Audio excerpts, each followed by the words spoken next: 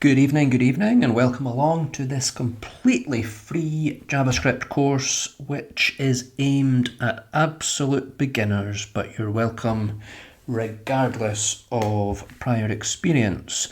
Now, we really are going to start from scratch here, and I'm going to actually download a couple of programs which I've literally just deleted, but in case you're not totally familiar with where and how to download these things. Now, I'm not going to be very original. I'm going to follow most of the rest of humanity and use Google Chrome and Visual Studio Code. Now, let's start with Chrome, which is a browser. So I'm in Microsoft Edge. If we just do a quick search on Google for Chrome, and this first result looks promising. Now I'm going to uncheck this box. I think Google have more than enough information. Thank you. And we just click this big blue button, download Chrome. Now I am on Windows, as you may have noticed, but everything here will work on Mac or Linux, although obviously the downloading is going to be slightly different. Right, so that's downloaded. I'm just going to double click that. Now I'm just clicking yes here. I don't know if that'll be picked up on the recording. It's just, do you want to allow this app to make changes to your device? And absolutely, or we can't go any further forward. Now you're welcome to use a different browser or indeed a different text editor. It'll just obviously be slightly different and you'll be on your own to a certain extent. So if you truly are a beginner, I would recommend going with my choices.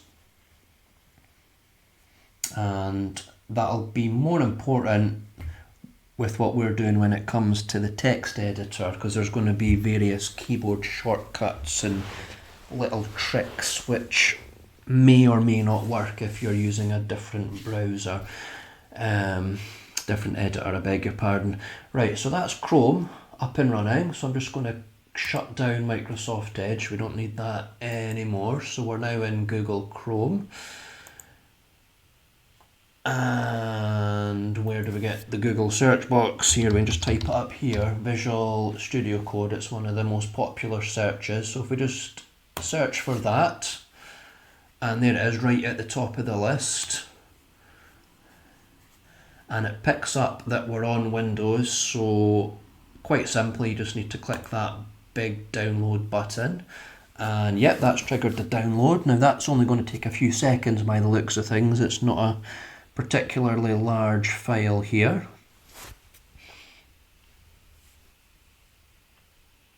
And that'll just be in my downloads folder, but I can just double click right here. That's it, finished downloading. Now I'm just going to stick with the defaults on this setup. Now I'm not going to read this agreement. You're welcome to read it if you wish. This is Microsoft software, and if you can't trust Microsoft, who can you trust? So like I say, I'm not changing any of the default settings here. So there we go. And that should be ready to go in just a moment or two.